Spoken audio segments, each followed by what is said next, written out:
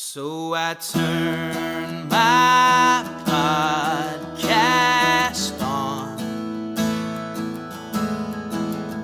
turn the volume up, push play to hear what these dudes will say. 'Cause for romance now I know that there are only hope.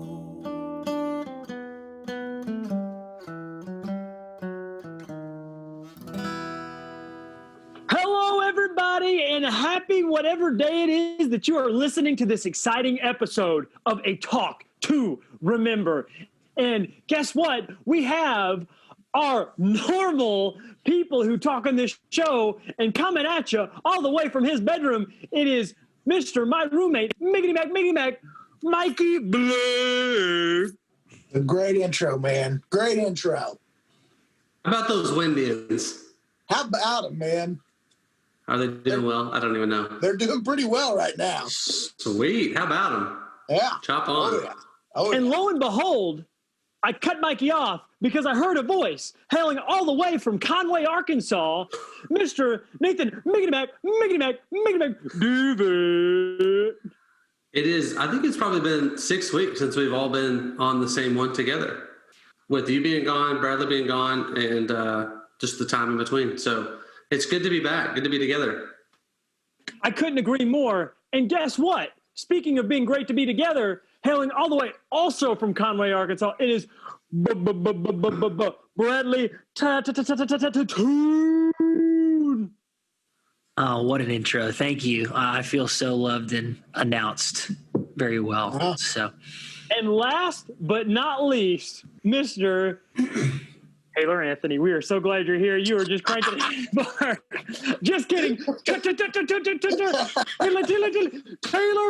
Anthony. Full disclosure, I once did this in a middle school in the 7th grade. I announced it like the Pistons guy announced the players. I got made fun of a lot. So if you're in middle school, man. I still do it, but you may get some flashback. But anyway, hey, Nathan, you want to tell us what movie we're watching tonight? Because it was awesome.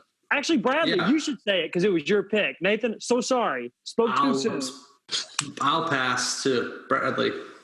yeah, so it was my pick, and my lovely wife, I asked my wife, Beth, I said, hey, what should I do for my pick? And she said, you should go with the classic and go back to your roots as a podcast. And so we decided to do the lovely How to Lose a Guy in 10 Days. And I really liked it. So it's really good. Spoiler alert. Spoiler alert. That's going to be a good score. Hey, Brandon, I do want to say the one that you were out like 2 weeks ago. What was it? Pitch Perfect? Juno? What was the one where Taylor was the MVP? Yeah, Juno, where Taylor was the MVP. Oh, no. Taylor was back for, it was Juno, but he didn't know anything. He couldn't remember anything. I remember all the answers being said when I was asked. Yeah, Bradley, I mean, you might be able to attest that he might have taken this podcast from a 3-star to a 5-star. I was texting Taylor the other day, and he was actually in the middle of PT, physical therapy, because he injured his back carrying us for such a great distance. It was really crazy. I had to get the special chair and just kind of, Let's move on with this It post. sounds like Taylor really was. I'll tell you what, Mikey never gives that man credit, but Taylor honestly is the glue of our group. Let's just call it He's what the it is. what now? The groove? He is the groove. The glue. Hey, So that He's means the villain. Now let's do the poster. how about that poster? poster. Share screen. He wasn't ready. Poster. See, there's your glue, y'all. Nailed it. This is the first time I'm seeing the poster. same. Well, 3's a charm. 3rd time's a charm. 3's company. 3's I'll go wow. first. I'll go first. So, I mean, as we get into the movie, we find out that she is, she writes for a column in a magazine, and obviously she's going to write something called How to Lose a Guy in 10 Days. But with this 10 what? days, this picture, though, it looks like that they would be working together. They both look very, and I know that's part of the plot, but for this, it looks like these would be the kind of people you would go to, kind of like a reverse Hitch, to kind of help you get out of a relationship. Yeah. They look like a partner duo that would do See, that. I think Matthew McConaughey looks like Southern, if we're talking about like James Bond, but in Texas or lo and behold, maybe Arkansas or Louisiana. I think that's the kind of vibe that I get. And he is gonna help her lose a guy who's been stalking her for in 10 days. Okay. Because that's why you do 10 days. Brandon? So I'm going to try. Oh, go ahead, Brandon. No, Bradley, please go ahead. So these could either be a big flop or a big win, but I've decided for a few pointed times I'm going to do my best McConaughey impression in some of these descriptions. So you can't lose a guy in 10 days if you never have the guy in the first place. So why not take a chance? That's really good, Bradley. That was good.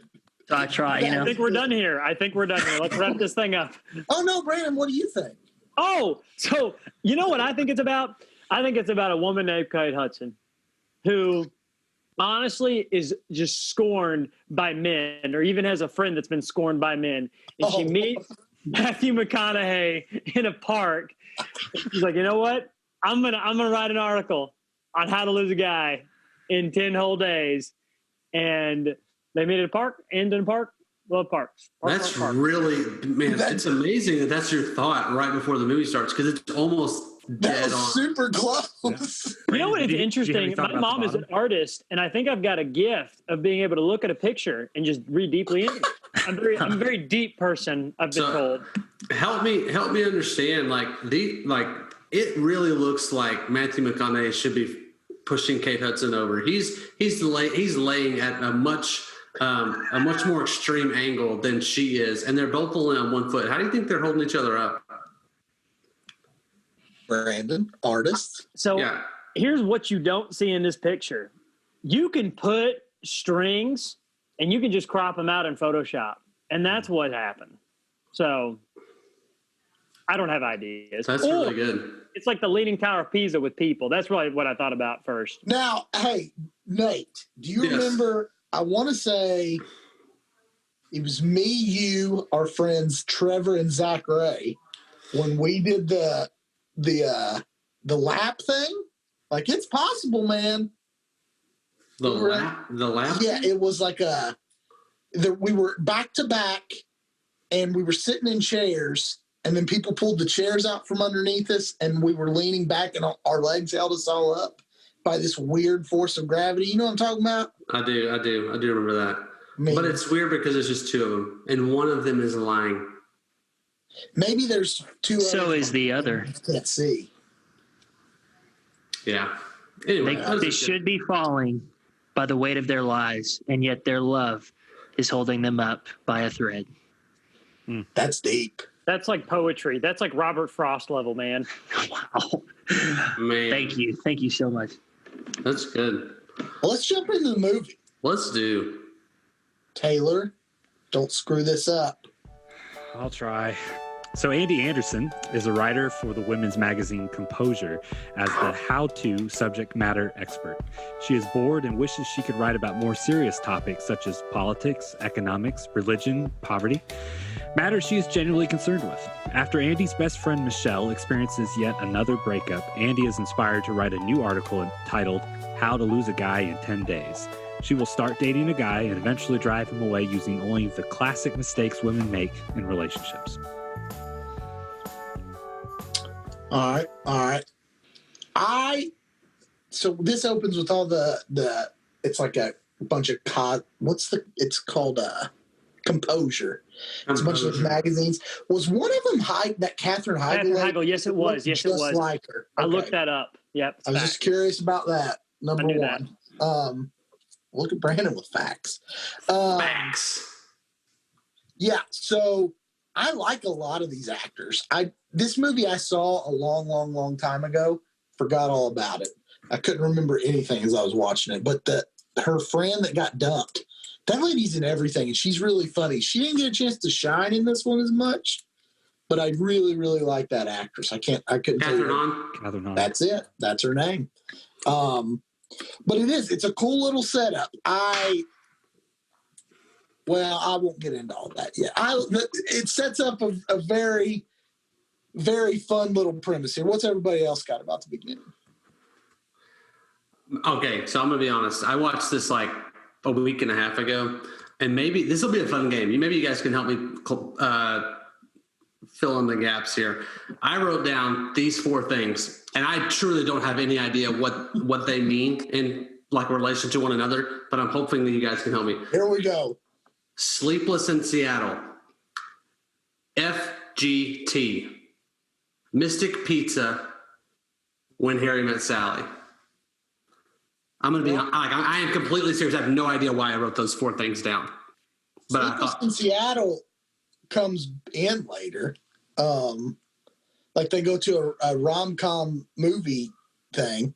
Yes. I don't know what the other movies were. Maybe. But I don't know. Fried Green Tomatoes. Yeah, those are the 4 movies played. Yeah. But that's way down the line. Okay. Yeah. Well, it was up on the top of my paper for some reason, and I couldn't figure out what those 4 had in common, but I remember now. I thought so Kate Hudson being the how-to guide, like right from the get-go, I was like, oh, clearly, how to lose a guy in 10 days. And we haven't gotten to this point yet, but I really loved how like Matthew McConaughey's side of things comes into this and why the movie works out, because I did think as soon as the movie started and she was a how-to columnist, I was like, I think I'm really going to hate her, like just because of what her task is and who she. I'm really going to hate her, and I was surprised. I mean, there were parts that were really cringy for me, but I really like you. I think you like her. Like you can tell that. I mean, she's really good in this movie. So I liked her. Also, McConaughey looks like a child. I mean, this is 2003, right? So it's almost 20 years ago, 17 years ago. Let me give y'all some fun facts here. So, yes. Kate Hudson was only 23 in this film, which the maturity in that 23-year-old woman blows me away. Wow. And then Matthew McConaughey was 33. So 10 years her senior. He almost did not get this role because he was so much older than her. It's a fact. Wow. That's astute. Man, Brandon leaves for an episode. He comes back swinging. A new man. Very impressive. Very impressive. He must have heard about how I carried the last one, and he was like, hey, I gotta make up for it. I get it, man. I get it. I think it really set up Kate Hudson for this first paragraph, because I think we're about to get to McConaughey in the second paragraph. But like for the first one, it really shows her as kind of a down-to-earth, like kind of like Nathan said, like at first you may think that you may not like her, but she comes around very quickly and is a good friend. And it almost seems like in her friend group, she's the cool, easy to get along with friend that is there for everybody. I mean, they take coffee and pick up this girl, her best friend who's still crying in bed. She's going to be late for work because she told a guy she's known for 6 days that she loved him. And so, I mean, best week of her life, Bradley. It was the best week of her life. Best week of her life. But, I mean, I'm sure that happens. That's quite the extreme. But man, it painted Kate Hudson in a really good light. And the other girl was crazy. I think every stereotype you think about, like, quote unquote, the crazy girl, like either her best friend was that or later on Kate Hudson tried those tactics. And so it's setting it up really well for that. Yeah. I will say that. Oh, go ahead, Mikey. No, you're the fact man. Bring it on. Well, I will say this. Believe it or not, I've had my love troubles in my life, and I will say that Catherine Mon, I've made that mistake before. What was her name? Mm-hmm. Catherine Mon, was that her name? She Jamaican? Yeah. What? Catherine Mon. I'll tell you what. You come in there too strong. You swing for the fences. You're going to push anybody away, man or woman, all right? So I'm saying just go for singles. Just get on base here. No love yous on the first date. I haven't done that, but I came in to the stack. No, never mind. We're going to have to take that out of here. It's not coming out. Oh. All right, Mikey. Yeah.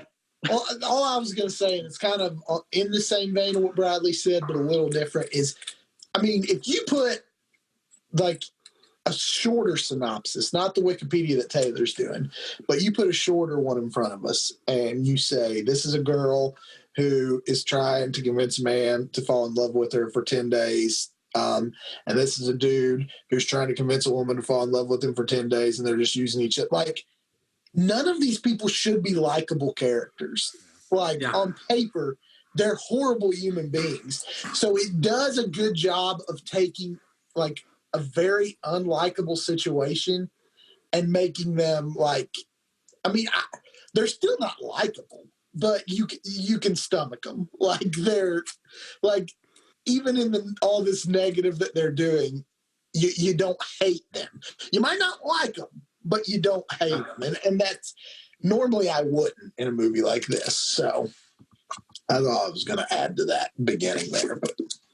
Yeah, beginning was all about Kate, and it laid a pretty good. She's a great friend. She takes on, like, I think, I'm having trouble. Didn't the editor of the magazine, or like whoever owns the magazine, didn't they want to like expose her friend in some form or fashion? And she kind of like, what if I write it, about this? Exactly. Like, it's very endearing. Yeah. It's very endearing. But at the same time, given what her job is and like her, you're like, I don't know if I'm going to like this. See, it's funny though, because I didn't think it was that endearing. Maybe that was just my point of view, but they were like saying, oh, we should use her as an article, write about her and her relationship problems. And I guess in a way it took the attention off of her, but it's like, tell you what, I'll write all about you and how not to do things because I've seen it in your life. And so I'm going to do everything opposite of what you do. And then she's like, but she's the one who gets it's amazing. She's the one who gets all of the pushback though. Even though she acts like her friend, I think it is endearing because she's like, only the people in that room know it's about Catherine Hahn's character. You know what I mean? Okay. Like, okay. And, yeah. And on top of that, like, because I wanted to hate her as soon as she said she's going to and I still don't love her. But like when they're walking out going to the bar, in Kate Hudson's mind, Andy Anderson's mind, this guy's not going to be around 10 days. She's going to have this guy kicking and screaming by day 2. So he's not getting that hurt because he's not that invested. Like, so, I mean, it's not like, as far as endearing goes, it's still a horrible thing. But I think in her mind, like, what's this dude really losing? She's going to be like, he's going to kick her to the curb within a day or so. So, yeah, still don't love her, but I can see where she didn't think it was going to go that far. Let's hear about McConaughey. So at the same time, advertising executive Benjamin Ben Barry is striving for a pitch to advertise a new diamond campaign. When his boss questions Ben's knowledge about romance, Ben bets he can make any woman fall in love with him if he wanted to. His boss accepts the bet and confirms that if he can make any woman fall in love with him before the upcoming company ball in just 10 days, he will allow Ben to head the advertising for the new diamond company. Ben's rival co-workers, Judy Spears and Judy Green, who are at Composure magazine earlier in the day and are aware of Andy's new assignment, set Ben up to have him pick Andy as the girl to test his theory on. I wonder if this was does anybody know if this was a book? Yes, it was. It was a book, and actually the 2 authors are the names of Kate Hudson's friends in the movie. You're welcome. This makes more sense with like all the alliteration, the double A, double B, the 2 Judys. Like it's just a lot. It's a lot of weird character quirks there. So that makes a little more sense. That's impressive. I would have never. I mean, I can understand that. I would have never guessed that. Yeah, that's a good thought. And way to come in with another fun fact, Brandon. Great job. I don't have a lot of original content, so I thought if I just research stuff about the movie, then I can be a part of this. Wow, hey, was today a leg day? Because you're beginning to carry the load with your legs. We've already done a joke like this at my expense earlier. We don't get 2. You got one. Let's talk about McConaughey. Go ahead. What'd you think about him? I think McConaughey, he just fits the stereotype of who he is. He is who he is. He drives a motorcycle. You know that. When he takes his helmet off and shakes his hair out, he's just Matthew McConaughey. Now he does. I don't know if they ever solved the. It's not really a plot hole, but like he's a Southern dude that's from Staten Island. That really, the family thing is a little. The accent it kind of kept me. that was the one thing I could never really fully like connect. But besides that, I mean, he's very who he is. And so I don't think it's difficult to act when you get to be that. So it just sets him up to be the dude, the lady killer. He takes his shirt off in his office, earlier. His friends are a little weird. I'm not going to lie. His coworkers and friends were a little unique. And I don't know how much I usually love the best friends of the guy. And this was not on my top 5 list of best friends. These are completely just like, they're friends, but just I think these are just dudes that want to ride some coattails. And so they're the brown-nosed friends. Whatever he needs to hear, they're going to say it. That's good. For sure. That's good. The accent thing, later in the movie when they visit the parents, I thought the same thing. Because that whole family is super country sounding, which I know we're not there yet, but maybe they moved. Yeah, I think they did. I don't know if it said that they've been from Staten Island their whole lives or not, but true. Maybe they moved. It's probably in that book we didn't read. Mm-hmm. The plot was fixed in that book. So this is where the kind of the tie-in. So my initial thoughts were, okay, I don't think I'm going to like Kate Hudson because she's just going to treat this guy. Like, she's just going to be everything, like nothing that any guy who wants to date a girl is looking for. And, it's manipulative. It's all that. But then you get the little flip where he has to make her. And I wrote this down. Like, I thought that was brilliant because I think that if it were just a guy who really was into a girl and she let him on, I think we would all probably view this movie a little bit differently. But because both of them were trying to accomplish opposite goals, but they were both trying to accomplish a specific task, it made it pretty funny to see the give and take, I think. Yeah, mm-hmm. I agree with that. And I don't get into my final thoughts. Yeah, I agree. So they have their first interaction, though, is at the bar, and they get into this like one word / phrase convo, and I was like, I hated it, man. It was just like I don't even remember the words, but I just remember writing down, and I remember thinking, this is ridiculous. Like, I don't know. I've been married far longer than I dated, and so I don't remember what it was like to date, but that just seemed like something but doesn't really happen. But then again, I'm really far removed from that, so I'm not really sure. But I just think something like that you have to throw out. You just have to have such a supreme level of confidence. It's insane. Which I don't have. I do not own that amount of. Like I said, I'm glad I'm married, because if I went up to a random girl and was just, what did they even say? Like, starving or hungry? Starving. Okay. Go get some. Wow. So like a caveman. It's like Kevin in The Office when he's like, why talk more when little talk do trick? But that's the power of McConaughey, man. He's got that smooth voice, that demeanor. That Staten Island. Staten Island. To a single word. I'm with you though, Bradley. I didn't pick up on that, but you're right. Like he had this whole Southern thing, but Staten Island. It's Southern Staten Island. That might be our title. Southern, I like it. I'm writing it down. But all right, let's go. Let's advance this plot. All right. So Ben and Andy meet and soon start their quest, neither revealing their true intentions. Andy works hard to drive Ben insane and make him break up with her in order to complete her article, but Ben continues to step around in hopes of making her fall in love with him. Andy gets Ben knocked out in a movie theater by talking aloud while watching a chick flick, rapidly moves her things into his apartment, acts overly possessive and sensitive and clingy, ruins his boys' poker night for him and his friends, and takes him to a Celine Dion concert when he was under the assumption he was going to see a New York Knicks basketball. And hey, let me cut in right there. Okay, he's upset about a Celine Dion concert. There's a lot of people who would kill to go. Okay? He's incredible. So shame on him. That's all I got to say. Shame on him. Oh, that's good, Brandon. This is a true story. I wasn't going to say it, but he made me with that. I want to say it was Saturday. I was up here, passed out till like 11, 12, whatever. That's what I do on Saturdays. And I could hear downstairs someone jamming to "It's All Coming Back to Me Now" from Celine Dion. So, who was it? I don't know. I don't know who it was. Well, you don't know who was listening to it? Not sure. Brandon, was someone here? Hey, I'll leave it up to everybody else. Because somebody may have been doing some push-ups to one of the greatest female voices of our generation. Okay, so Push-ups. Ladies, single women listening to this podcast, Brandon Taylor does push-ups. Celine Dion. Look, I was feeling good. It left me satisfied. So.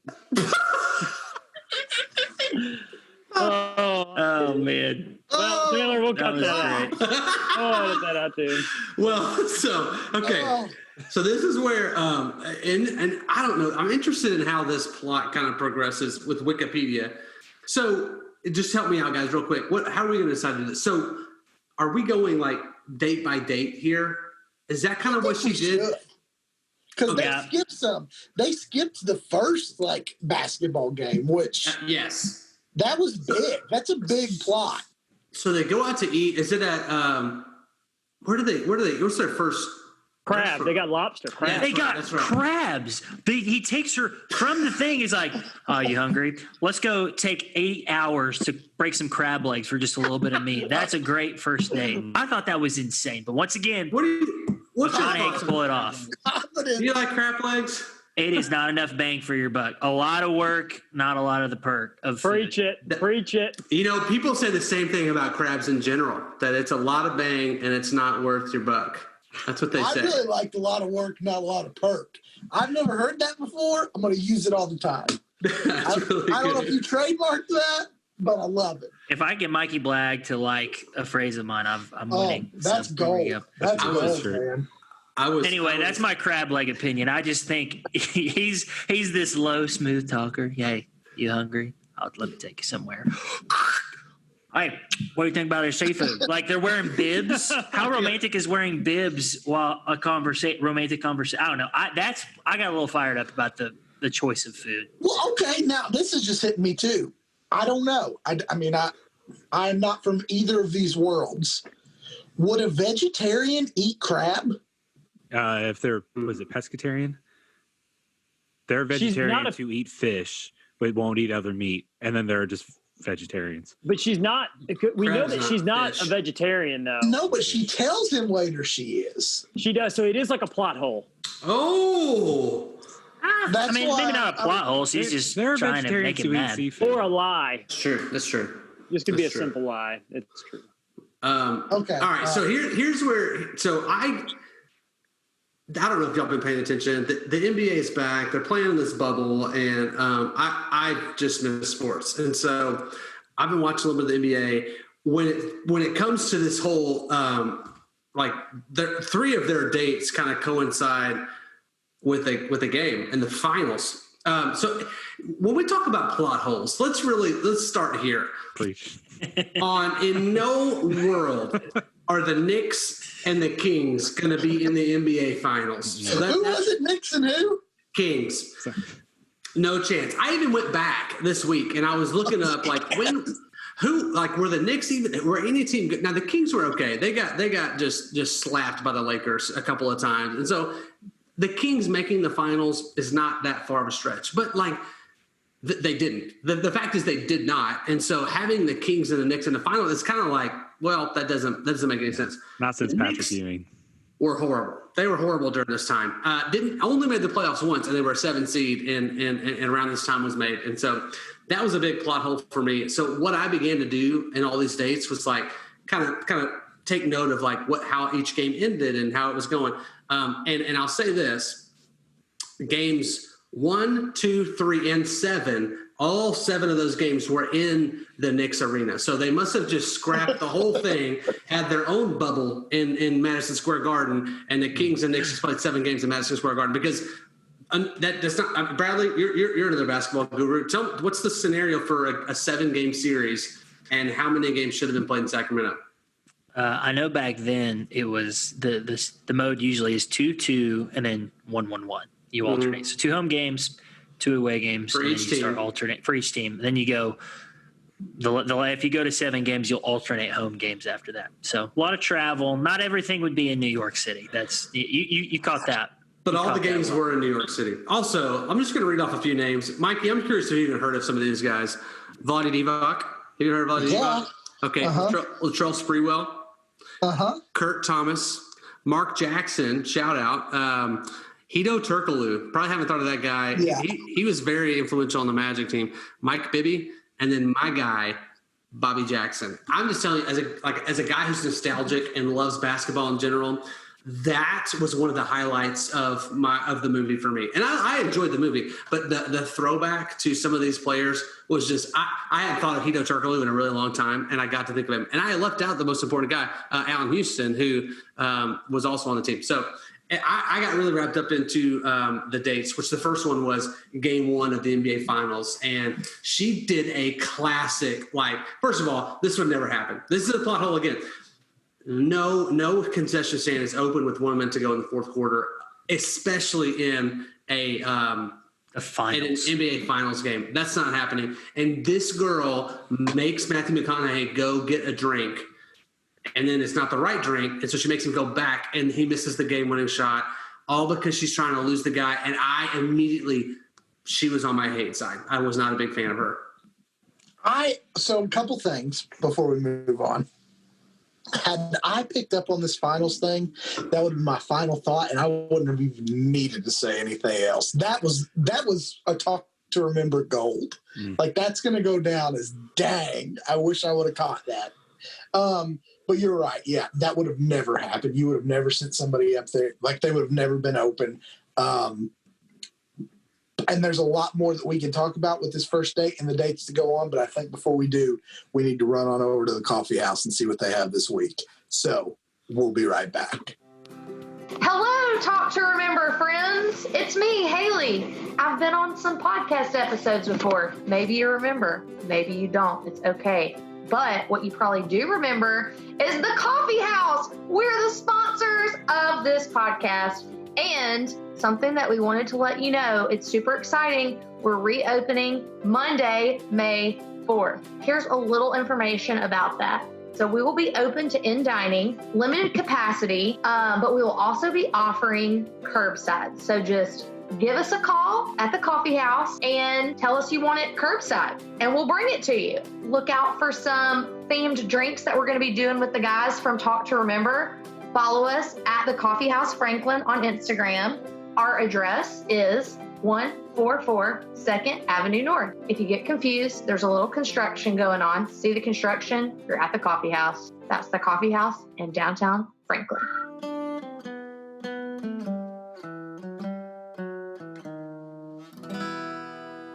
All right, and we're back. Thank you, Coffee House. Now let's get back to these dates. We've got at least 4 other dates to talk about in this program. Before we do. Yes, can I have something? Okay. Yeah.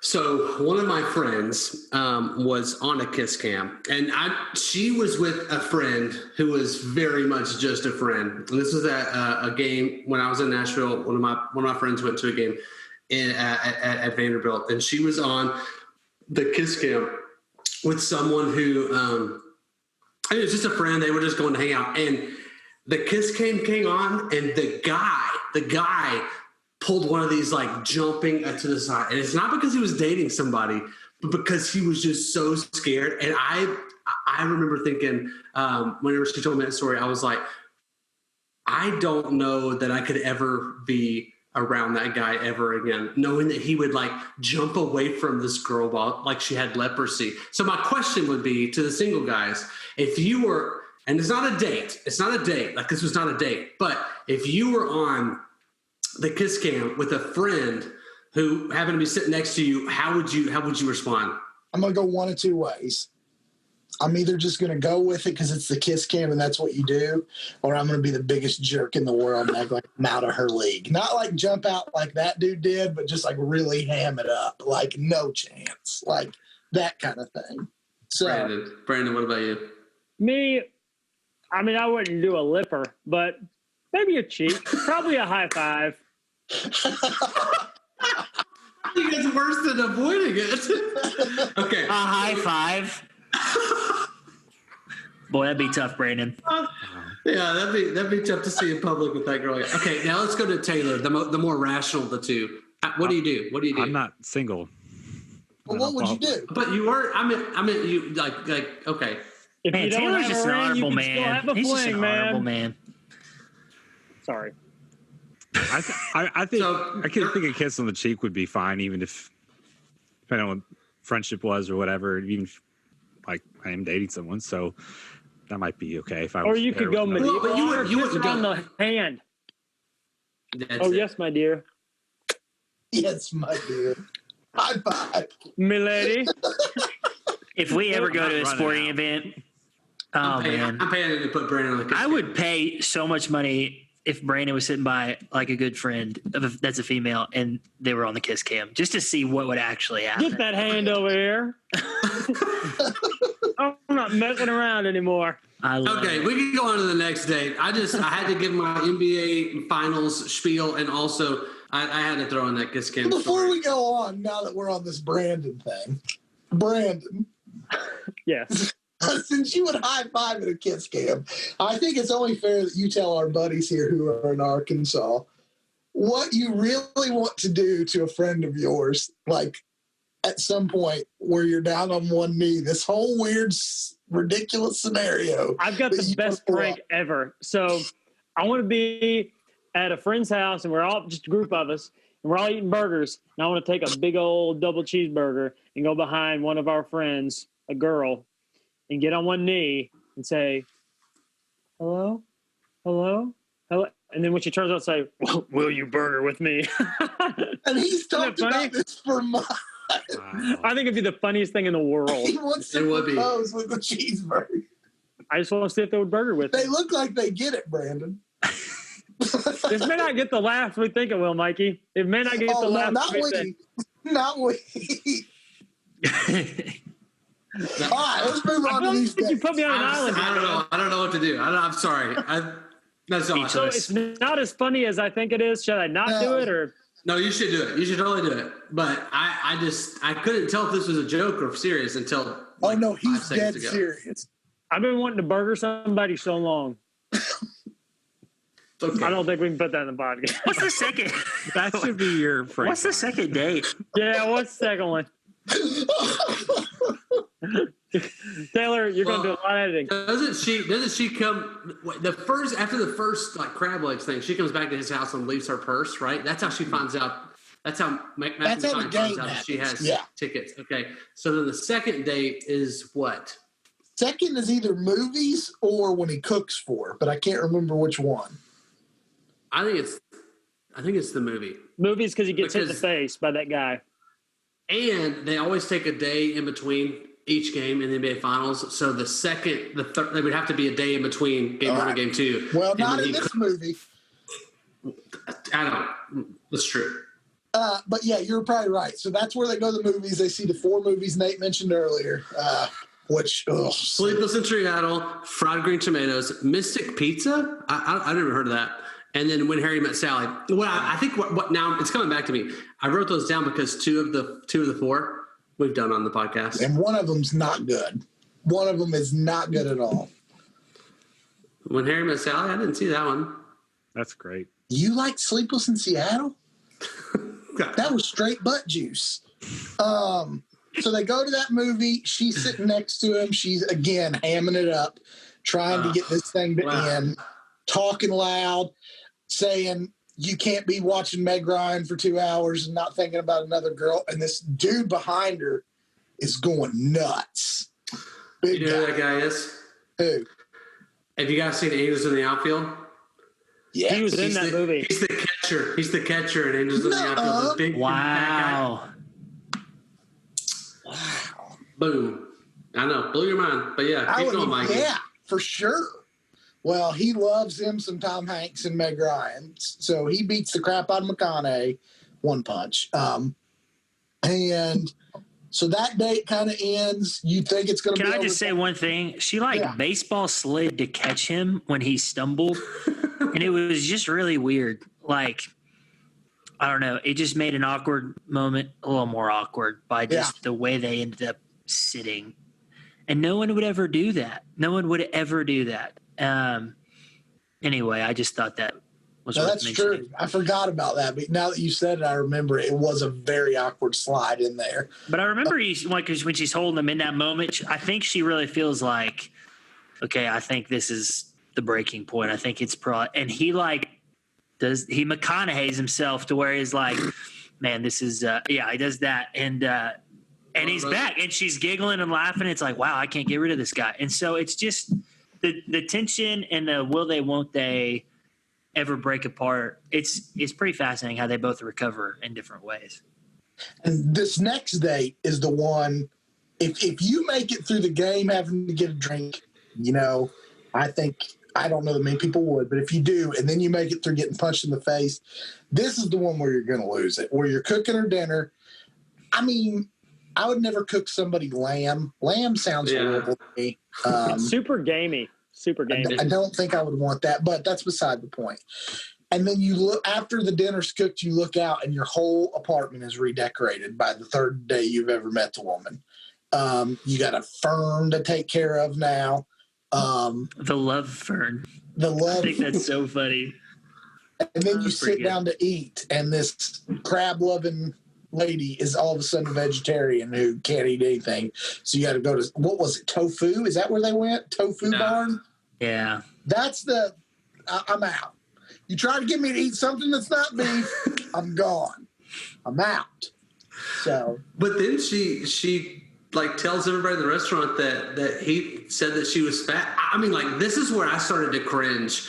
And like, I don't think I am such a people pleaser.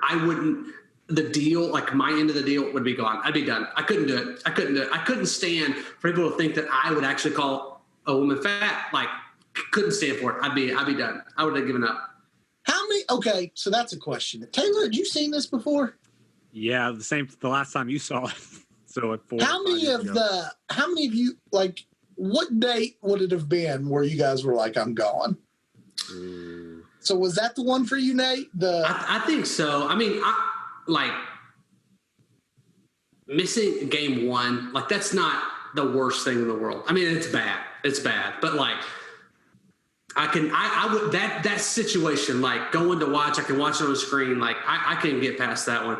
The second day, what was the second day? Movie thing might have been it for me. Well, I don't enjoy getting punched in the face, turns out. So maybe not last that far, but absolutely. Like, let's say I can take a punch like a champ. Let's say that I do like bounce back on that.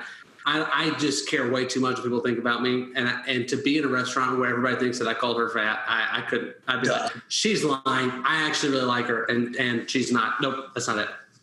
Bradley? Well, we didn't even say this. Yes, he gets punched in the face, but it's because she keeps talking in his ear and like, oh, what do you think?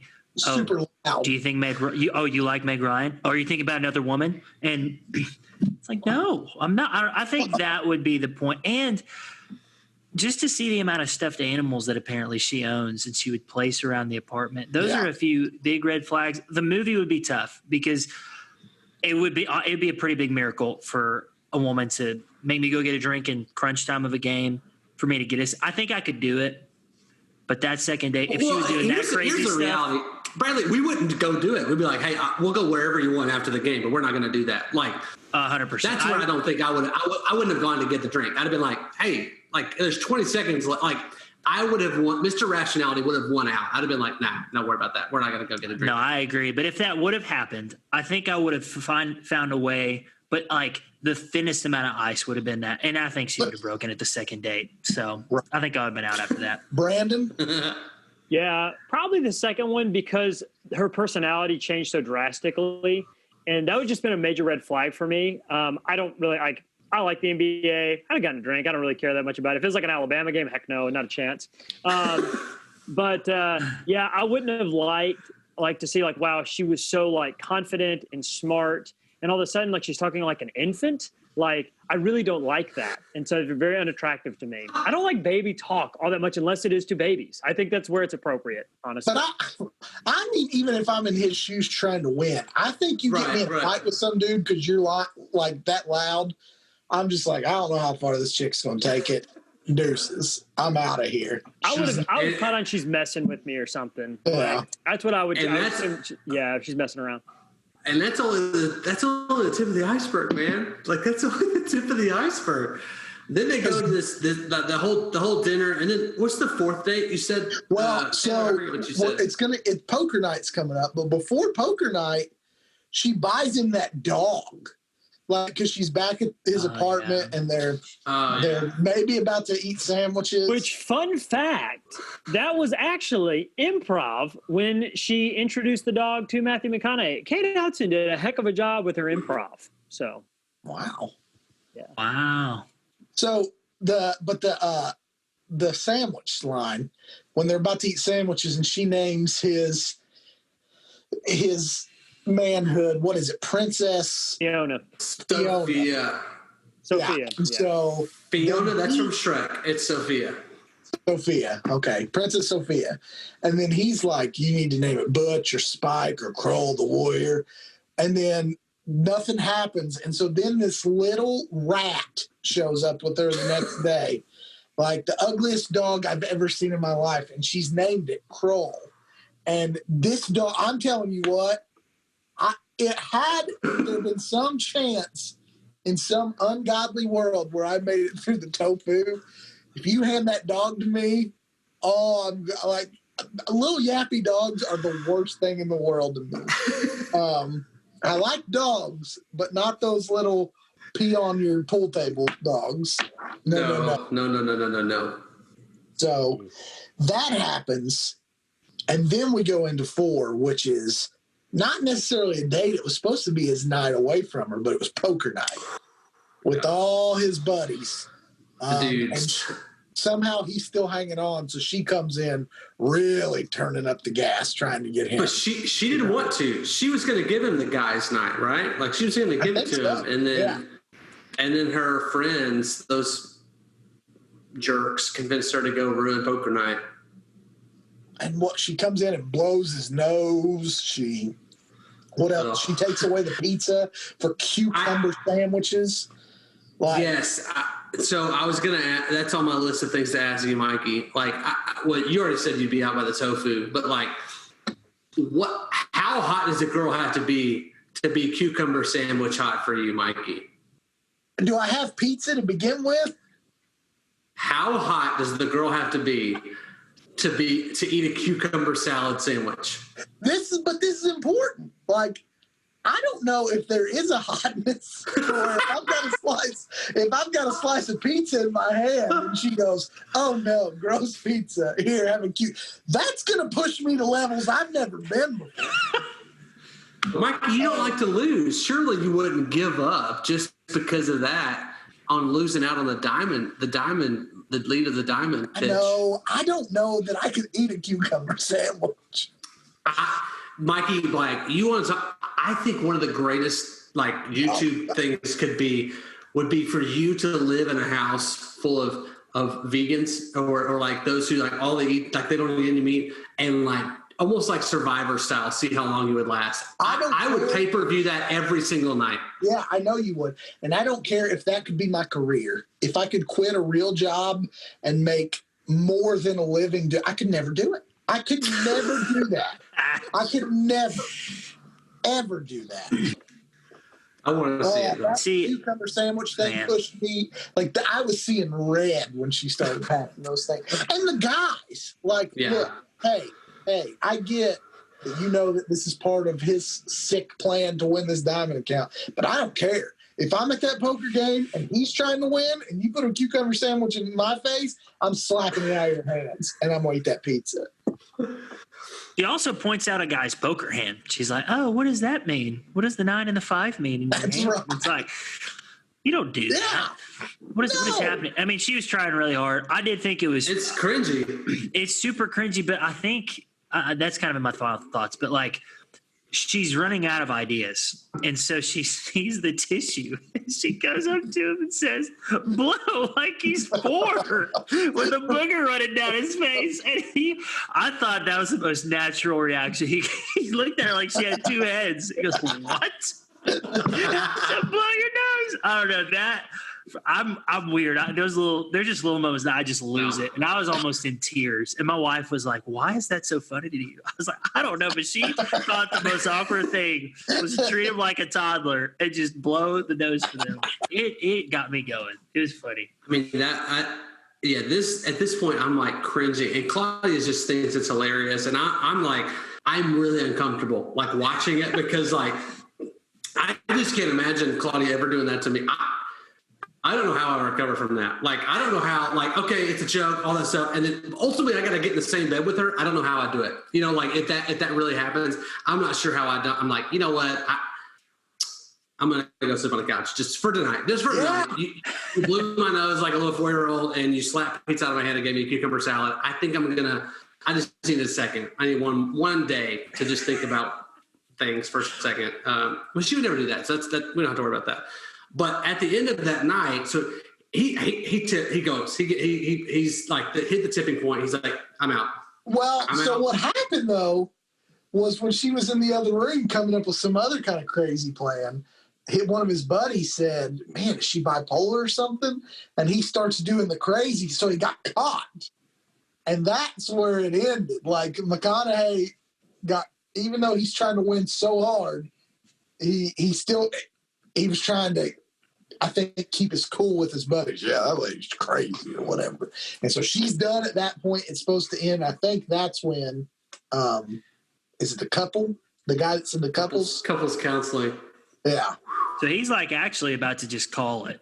But then his two buddies were like, no. You're 2 days away, man. You're 2 days away. And then they suggest couples counseling. And so he sprints down and begs her to do couples counseling. And so, yeah, that's where we're at. And because of where we're going, like another thing is they've known each other for maybe 4 or 5 days at this point. She's already calling his mom. And when she hangs up saying, I love you, like, yeah, that's another thing where it's just, that's a lot. That's a whole heck of a lot. So I think that's where the plot picks up here. If we want to let Taylor hit the next paragraph, because it'll kind of push us along a little bit. Okay. All right. So Ben stays with her despite everything, and after coming very close to breaking up, they attend couples counseling led by Andy's friend Michelle. They agree, as a solution to the problems, to visit Ben's family in Staten Island for the weekend. While vacationing together, Ben and Andy begin to form a genuine bond, and upon arriving home, Ben even refers to Andy as his girlfriend. Andy then tries to explain to her boss, Lana, that she cannot continue writing and publishing this article as she has really got to know this guy. But Lana remains insistent upon it. Around the same time, Andy and Ben go to the company ball together where Ben's boss, Philip, meets Andy and tells Ben that he met her, she loves you, you win. That was a lot. A lot just happened. Let's talk about the visit at Staten Island. Are we going to do the couples counseling at all? There's not a whole lot to say. Her friend manipulates the situation.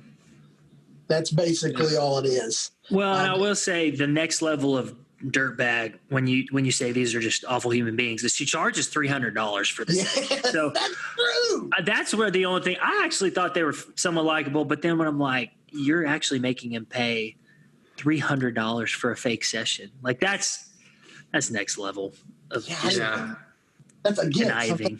Yeah, you're right. So we can move forward. That was just the one. I thought probably the one significant thing about that. To Southern Staten Island. And if there's anything that can save a movie full of horrible people, it's a redeemable family. And we've always stumbled into some good families, y'all. So they show up. All of a sudden, McConaughey, who's apparently a womanizer through this whole movie, is great with children. Children love him. He'll go change diapers. He'll go play outside, do whatever. And then you've got the whole family out back playing BS. And it's just a grand old time. That was a great scene. Yeah. Nothing will turn a movie around more than family card games and Keith Urban pier rides. Well, and I think that's where, like, all along, I kept wondering when is like what's going to be the thing that because it can't be just him continuing to pursue her. It's got to be something like that's not going to be what wins her over. It's got to be something else. And I guess if you'd have paused the movie and had me think about it, I could have thought like a family. I think did one of his siblings, weren't they like special needs or something like that? Like, I mean, it was Uncle Art. And I don't know if he was, but he just didn't say anything. And this turns out the guy is like a really great guy. Like when it comes to like McConaughey, when it comes to his family, like he's just a really great dude. And that's where I think this is where I really began, like all the cringy stuff kind of faded away from me because I was like, oh, here's the predicament. Like she really likes him. There's that. Like, don't they go on a bike ride? Yeah. They go on a bike ride and get rained on, and then they jump into the shower. Is that this whole Pretty thing? accurate.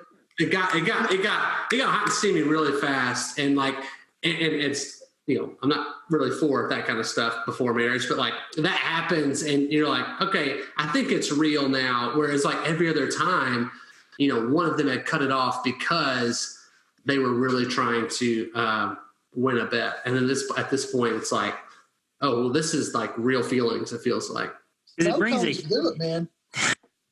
It just brings a human element to Matthew McConaughey. I mean, the whole time this is an objective competition, and then she sees who he really is, and once she's in his world, it's like, oh, this is a real guy.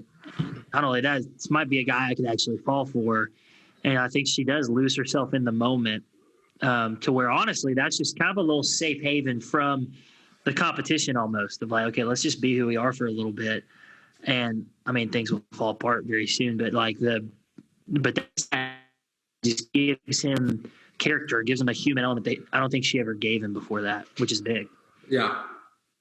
Brent, you got any facts for us? I don't have any. This is great. We're knocking it out of the park. Home run. Or you got any thoughts? Yes. You know what? I really hated it when they had their snow cones and that dude sprayed water all over them. I love a good snow cone, and to see it ruined was really frustrating to me. And that's really all I had to say. I would say. What's your go-to flavor? Oh, Tiger Blood.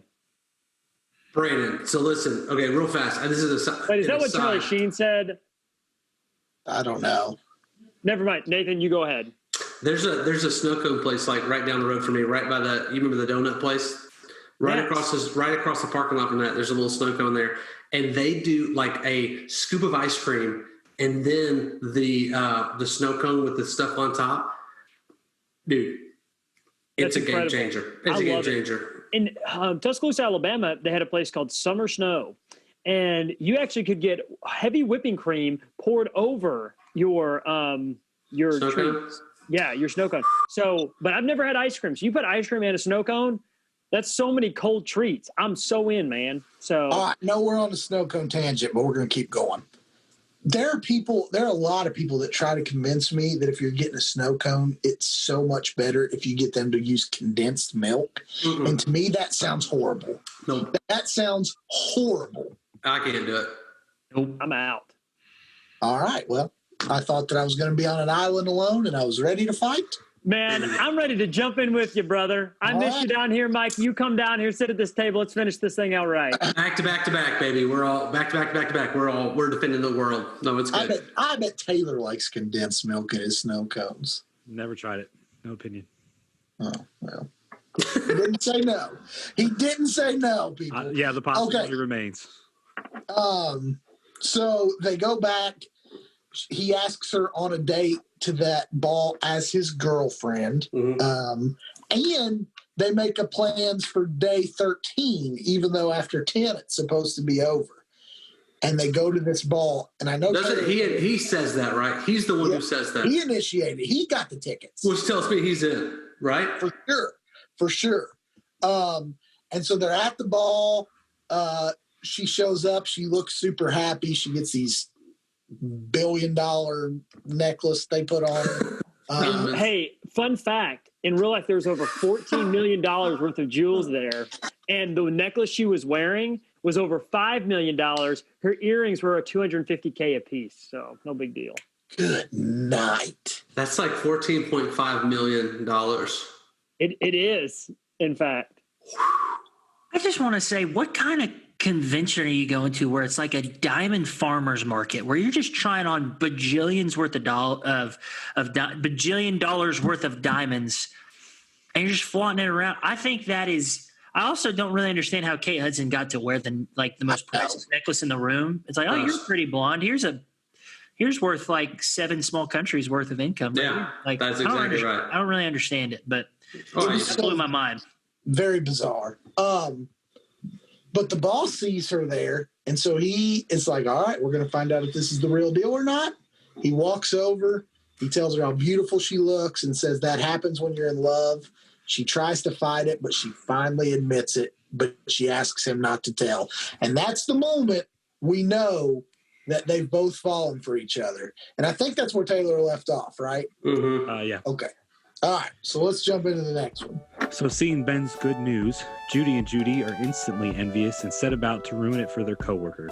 They tell his close colleagues, Tony and Thayer, that Andy knew about the bet all along and was playing along to help Ben win. Tony and Thayer then rush to Andy's side and beg her to keep quiet, as they do not realize she is still blissfully unaware of the bet. Almost simultaneously, Lana, who is unaware of Ben's role in Andy's how-to article, reveals Andy's true intentions to Ben. Upon learning of Ben's bet, Andy attempts to humiliate Ben in front of everyone at the party, and the pair argue on stage. Okay. This is probably for me the most cringe part, the microphone battle. Didn't love it. I don't really have much to say besides I just didn't love it. I'll let y'all dive into it if you want. That's a lot. To me, the whole thing is ridiculous. Like, and I'm sure we're going to talk more about this later, but they both knew sure, things happen because that's the way these movies go, but you can't get mad at somebody when you're both Yes. like evil. And so they both got upset. Then they go up there with Grammy award winning guy who I've never heard of. Couldn't tell you who the frick that guy. Not one. Is that the Marvin Hamlish? Yeah, who's he? I clicked on him because he was on the cast list. He's one of 16 people that EGOT. He's won an Emmy, a Tony, Oscar, and a Grammy. He's a real dude. He passed away in 2012, but he's there as himself. R.I.P., man. 16 people. And he got a Pulitzer. What are some songs of his that we would know? Oh, I haven't. Hold on. Clicking on. You look that up while we're talking. So, Yeah, I'll say this. I think because, the way this is what I really liked about the movie. The way that How to Lose a Guy in 10 Days, how that article then was followed up immediately by you've got to have her fall in love with you in 10 days. And then the way that they both were revealed to be frauds kind of in the same. I thought that was perfect for this movie because neither one are made to be a worse person. You know what I mean? Like they're equally as bad. Which makes for the ending to play out really well. Yeah, I'm usually like when the bad part happens in the movie, whatever the struggle or the reveal of the lie, I'm like, I don't know if it's because I'm like kind of like Nathan said, like a feeler, like an empathetic person, but I feel bad. But this kind of took that out because you don't really feel bad for one or the other because they're both. It's like, well, you can't be mad. Well, you can't be mad. Like there's no excuses, and so yeah, I agree. And so they get up there, they sing the worst rendition of You're So Vain of all time, but the jewelry lady with the purple hair loves it. She thinks it's the best thing in the world. A creepy lady. She looks like the lady from The Emperor's New Groove, by the way. She does. If that lady and the girl from Shark Tank, the older woman from Shark Tank, had a baby, that'd be it. Oh, wow. Remember Park Tank? I do. Yeah, all right. So, yeah, that happens. Then she runs out with this $1 billion necklace on, and nobody freaks out. But they go out, they get it, they break up right there in front of everybody. And is there another paragraph, or did he wrap it up? Yeah, there's one more. What we find out about Hamlish? Anything? I don't think anything that would necessarily be remembered. One of his last things is he did the music for the movie The Informant with Matt Damon back in 2009. So he got okay. Yeah, he did like composer musicals and yeah. He gotcha. All right. Yeah. Let's wrap this thing last up. paragraph. So they go their separate ways before Ben is shown Andy's article and encouraged to read it. She explains in it how she lost the one person she ever fell for. And when he hears she quit her job at Composure and was on her way to Washington, D.C. for an interview, he chases her taxi and stops her. Once he accuses her of running away, they reveal their true feelings for each other. And the film ends with Ben instructing the taxi driver to return Andy's belongings to her home, and then they kiss. There you go. I feel like I've seen that ending 1 billion times. Every time. Yeah. I mean, I will say, one thing I appreciate is it didn't happen at the airport. It wasn't an airport scene. It was before. It was and they did the Brooklyn BS Bridge. callback. They did a callback to the BS scene that made her fall for him to begin with. So that was kind of cool. Brandon, any facts? I have no facts, but it was a great scene, and everybody was having a good time. And I'm glad they didn't get hit because that's a super busy bridge. And love wins, and it's great. I thought it was very interesting. He had a tinted helmet and could peer into each cab that most of them were also tinted, and he just knew which one had Andy in it. That's just love cuts through all tinted windows, man. That's love, man. That's some deep stuff right there. Go ahead and tweet that. Tweet that. Tweet this out. Write this down. Tweet this out. All right, so we've hit it. I think now we get into our final thoughts. Our favorite characters, things like that. Does anybody want to kick it off? Not I will. Okay, Nate's got it. I've got it. So I really enjoyed this movie. I thought, our whole tagline is "Put the man in romance," and this was clearly a romantic comedy. I don't think it was one. I'm curious to hear what your thoughts are, Bradley, about more guy friendly. I thought it was pretty. I enjoyed it. I thought it was really funny. I laughed. This movie made me cringe a lot with the way that she acted and the way that he stuck around. So there was a lot, like the fact that it made me I got the same cringe feeling that Michael Scott sometimes gives me, where it's like, oh my gosh, this is what. But so there's an appreciation there for that.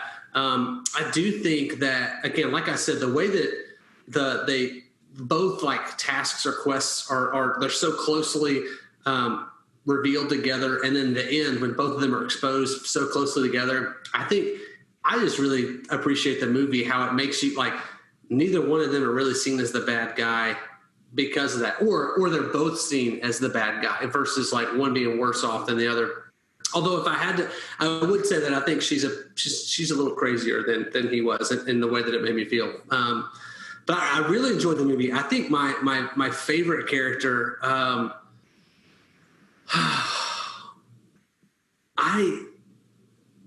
I hate to be chalk with this, but I was a big fan of Matthew McConaughey. Like, just in going first, I can say him, and you guys can have to choose somebody else or disagree with me. But I just thought he was manipulative and trying to make her fall in love with him. But like, you really get to see him as a really cool dude with his family, and how it just kind of brought him down to earth a little bit. And he has a really cool job, gets to market a lot, and I thought that was really neat. But I thought that was a really cool. I thought he had a really cool role. So I really like Matthew McConaughey. I did like Kate Hudson a lot too, but I'm gonna go with Matthew McConaughey in this one. As far as let's see, am I on the comps now, or did I forget something? Comps, yeah, I think you're on the comps. Okay, comps. The movie it most related to me is What Happens in Vegas with Ashton Kutcher and Cameron Diaz. Have y'all seen that? So they get married in a drunken stupor in Vegas, and the judge says, "I'm not just going to allow it to be annulled or allow you to get a divorce. You're going to have to see it play out." And so both of them try to, in order to win the prenup or whatever, like that split half and half, they both have to, like, one has to be seen as more into it than the other one. So they're like, it's kind of the similar back and forth where they're both trying to win in the end. Like, I'm more in love with her and she wants a divorce. And so to me, I got a very similar vibe to that movie from this one. I think it's most like that. And also, and it's one of my favorites, 10 Things I Hate About You, just the whole, manipulative, I'm going to try to make this girl fall in love with me for an ulterior motive deal. I think both of those fit really well. And then for whatever reason, I kept thinking about the movie Fever Pitch. Have y'all seen that with, is it Jimmy Fallon and Drew Barrymore? Just yeah. And I think it was a lot of it just because I enjoy a good romantic movie around like a series, like a sports thing, and this one was around the Boston Red Sox, or this one was around the New York Knicks and the finals, whereas the other one, Fever Pitch, was around the Boston Red Sox coming back and being down 3-0. And so those are the three. I'm sure there's probably other ones that are better fitted for that, but I tried to go with a couple that we haven't seen or talked about recently. Overall, this is a movie that I would watch again. And so because of that, it's got to be above a 3 for me. And again, like I have such a respect for the way that it made me feel, and as far as cringy, but also like I didn't hate Kate Hudson or Matthew McConaughey more than the other, and so I thought that was really neat how they balanced that out. So I'm gonna give it a 3.75. Man, I would watch it again. Do I think it's the greatest movie in the world? No. I think there's some severe plot holes when it comes to the playoff series and how it lines up. I think that's one thing, and then with some of the other things that you guys have mentioned, Matthew McConaughey's accent being in Staten Island, kind of fishy. But overall, I would probably give it a 3.75, and I'd watch it again if it were on TV. And I was perusing through, I would give it a watch. I'm gonna jump in because it's Bradley's movie. He's going to finish this thing up. So let me think how I want to do this. I'll go with my favorite characters first. Characters plural.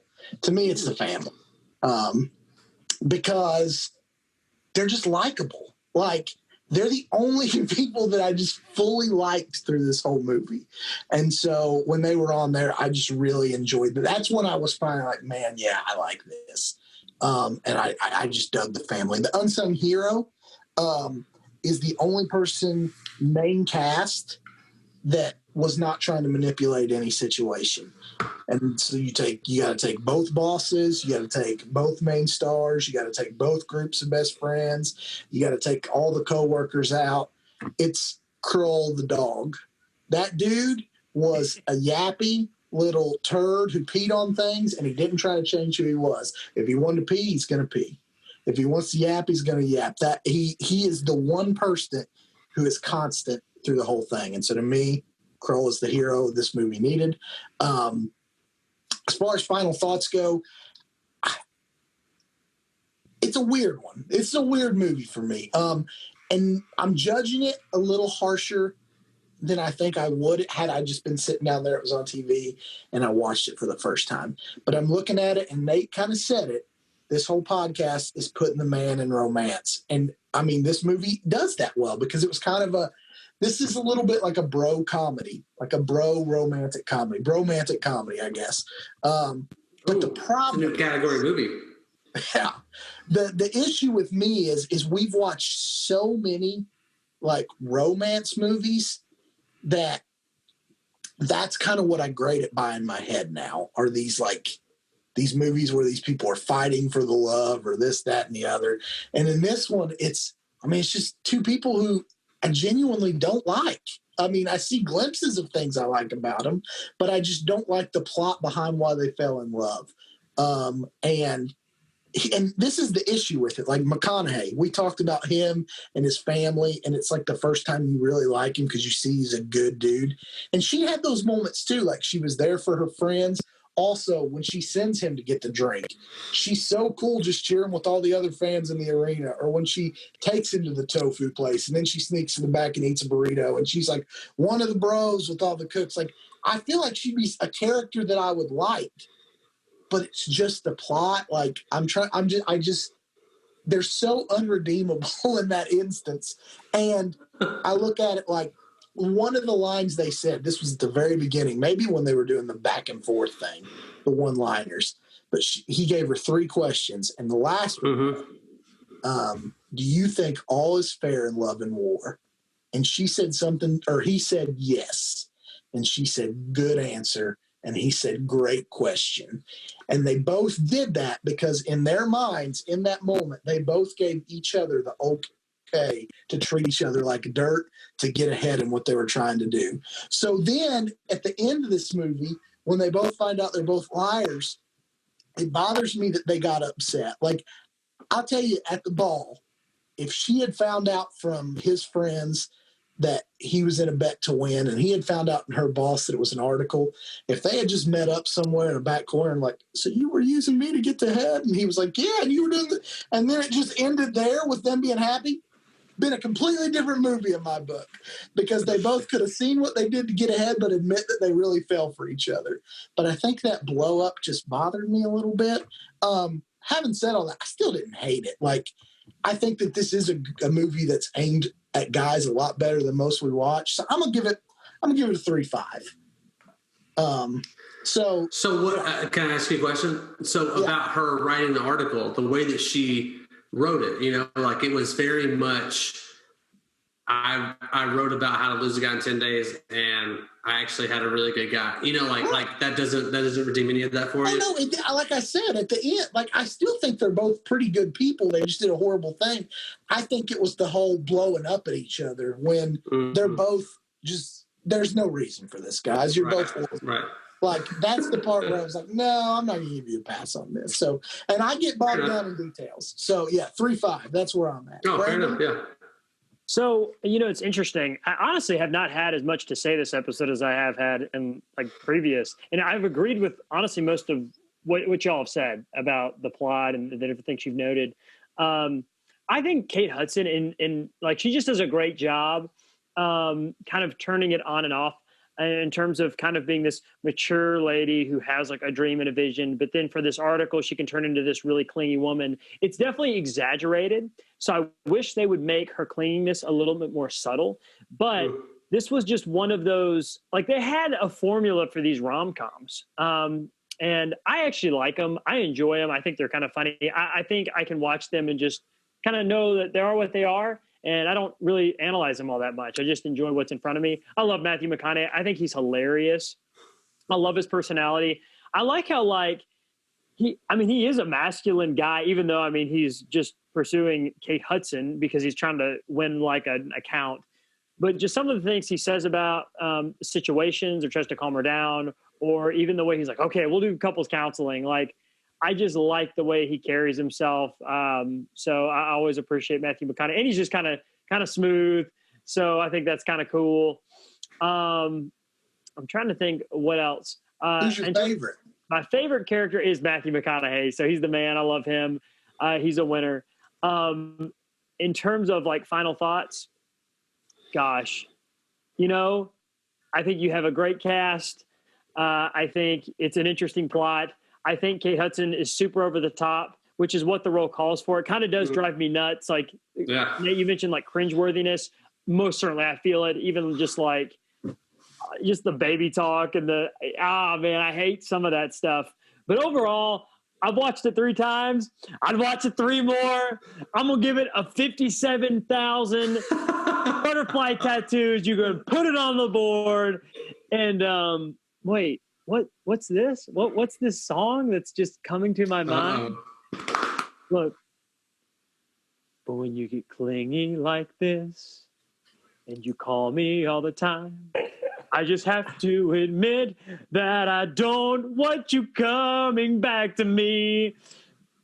When you call me like that and you want me to hold you like this, it's so hard to believe that I can't get away from you. You keep coming back to me, keep coming back to me. There were moments of freedom and there were flashes of light. That's all I got. This is Celine Dion. There were things I'd never do again, and yet and then always. Right, seem bright. There were nights of endless pleasure. It was more than any laws will allow. Baby, baby, baby, if you kiss you like this. Hey, Bradley, what do you think, man? Oh, great job, Brandon. Great job. Woo! Roll Tide. Here we go. Wow. Bradley, Wow. You're the man. You got this. Bring her home.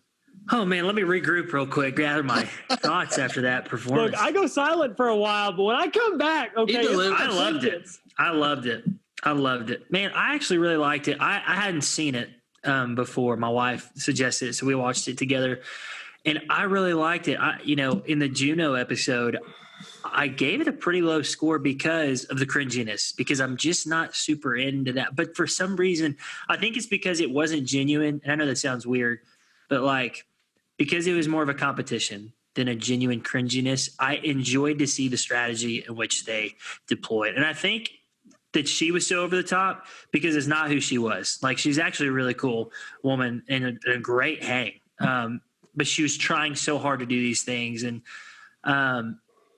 it was just such an interesting tug of war between a guy who – it's like the whole when an unstoppable force meets an immovable object. Like, he has to stay around and she has to get him away under his turn. Like, she has to push him away, but he's not going anywhere. So, like, just the psychological stuff that was going on was so interesting. And as far as guy-friendly stuff goes, this movie does a great job, I think more than almost anyone I've seen, of like if there's a chick flick that's going to try to make it for guys, they either go with like super immature slapstick, like kind of a dumb route, or like really raunchy. And this sticks to that like chick flick model where girls are really into it, but it's very guy friendly, bringing the guy perspective in, where it just doesn't lose any of that character. You don't have to be dumb to make guys interested. It was just really good. I agree with Brandon. McConaughey did a great job.